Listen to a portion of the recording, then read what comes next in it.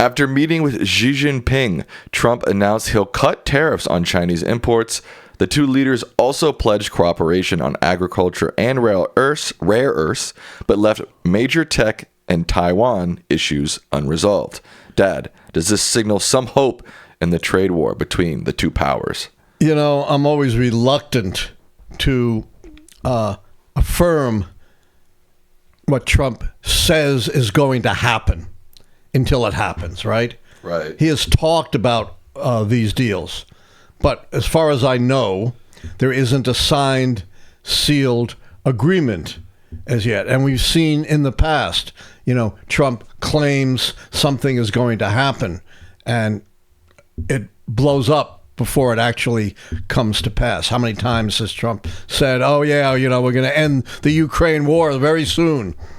It seems like Gaza is already, the ceasefire is already over. I mean, Israel's bombing and killing people in Gaza already. They killed 100 people.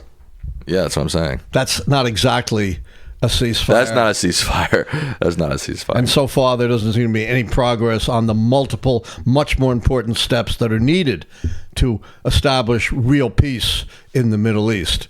So, yes, I think it's a good deal if all of these things come true. A deal on agriculture, on rare earth minerals, on the purchase of soybeans. What's rare earth minerals? Rare.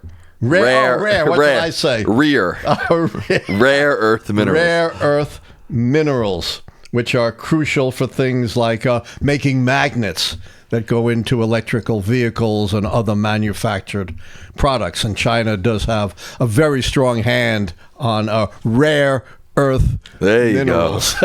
So that's a good thing. Purchasing soybeans is a good thing. Cracking down on fentanyl is a good thing. You know, reducing tariffs is a good thing. Presuming any of this is real. It's also not clear how much is going to remain in tariff restrictions on China and undermine trade between these two countries. You know, like so much else that comes out of this administration, it's murky. It looks positive, but it remains to be finalized, and what the final result of the tariff deals is going to be is not clear. What will be the level of tariffs against China, and how will that vary among different goods that China imports into the United States? All of that remains to be seen, but certainly as compared to what could have happened, this at least preliminarily looks like a positive development.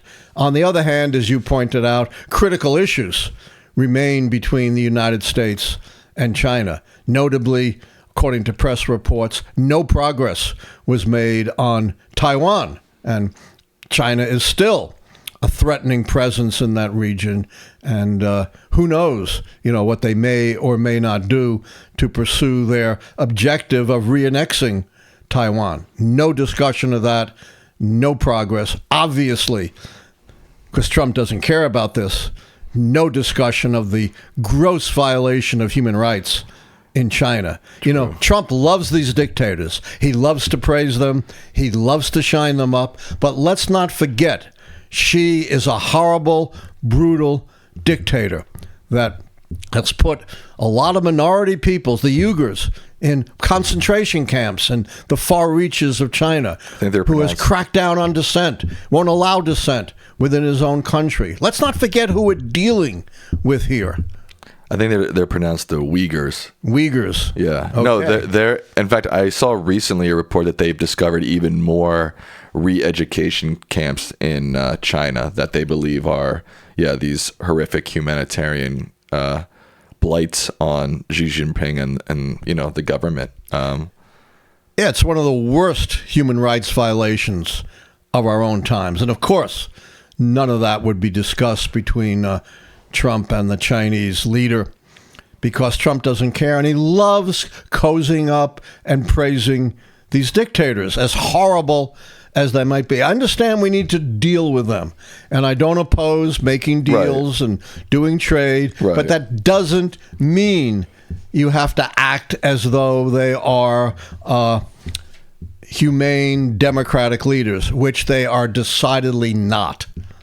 I think what's interesting about this is it highlights this Xi Jinping Trump meeting agreement. It highlights why Trump is such a poor leader, because he's such a man who cries wolf that even when things seem positive and you look at this on paper and you say, wow, this is actually really good, you still don't know.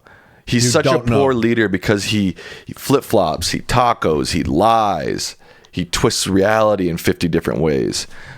Even when things seem on paper like they're going so well, we just don't know with Trump, and that's what makes him such a poor leader. And he causes uncertainty and anxiety, and he's a terrible leader. His own Republicans have smacked him right in the face. This is really unusual when it comes to his tariffs. There have now been 3 votes against the Trump tariffs, which required 4 Republicans, the more liberal Republicans, plus Rand Paul, the libertarian, who has been a big critic of Trump. The Senate has passed 3 critical resolutions, defying Trump directly. This is the biggest defiance of Trump that we've seen. It's really important from this Congress.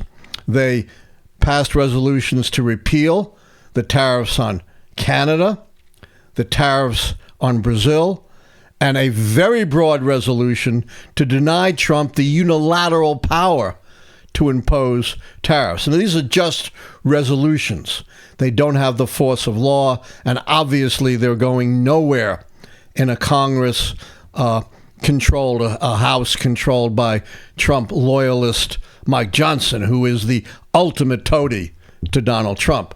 But nonetheless, you need to understand it's quite remarkable that even 4 Republicans are willing to defy Donald Trump on his signature international economic policy. That's got to be an incredible statement about how dangerous Trump's policies really are.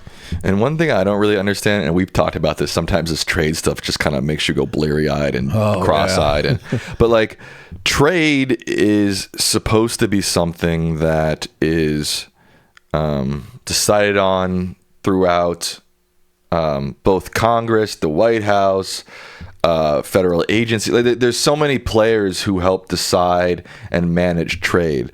And the way Trump's gone about this, just making these decisions off the top of his head on a whim, it's also hard to tell, what's even happening here? Is what's happening here even legal? Can Trump just go to China, make a deal?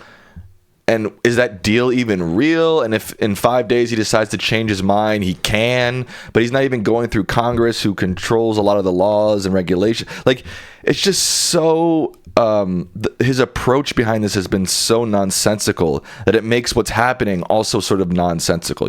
He had some deal with Great Britain, but it was just like a handshake deal between him and the prime minister. Is that even real? Does Congress need to do, again, I don't even think anybody really understands, except maybe if you have a degree in economics and trade. But yeah, I'm just so confused by all this because of how he's gone about this, essentially from his own desk, from his own office chair, from the top of his head. So even if he agrees with all this stuff between Britain or China, is it even real? Who knows? Here's the thing. This is consistent with Trump's view of his office. We've talked about this many times. He has said on multiple occasions in various ways, as president, I can do anything I want. In other words, he doesn't need to go through the Congress, doesn't need to go through a process. We've seen this not only on trade, we've seen this on his executive orders trying to change the laws of the states when it comes to voting.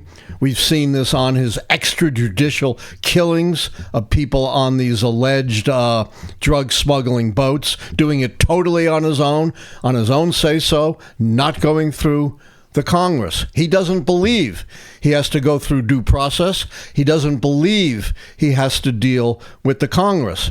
I believe what he's doing is illegal. I'm not a lawyer, just my opinion. And it is now before the Supreme Court.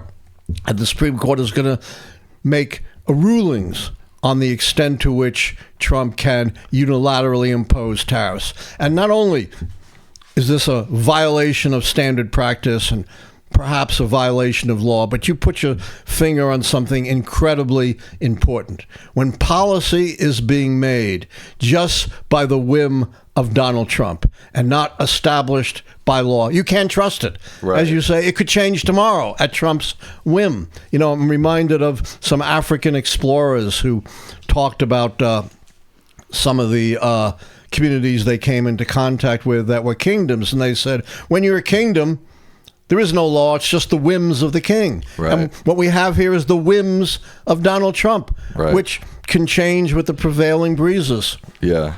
And again, back to my original point, again, that's what makes him such a poor leader. And that's why democracy works. And that's why America has been so successful, because you have so many branches of government, so many people who represent so many different people working together to create concrete policy and stability and structure. And that works within a government. I'm sorry, this strongman, one-man decision maker, we're seeing time and time again, even when he does good things, because of his tactics, we don't even know if it's real. The Supreme Court, like you said, could come in tomorrow and say, well, you can't even from square one have done any of this anyways. So this deal is sort of null and void just by property of, he couldn't even do the bad things in the first. I mean, again, it's just so it's the ridiculous. Policy by whim of one person, which is the very antithesis of democracy. Remember, we fought a war, did we not? The Revolutionary War, to relieve ourselves right, from the tyranny of King George III.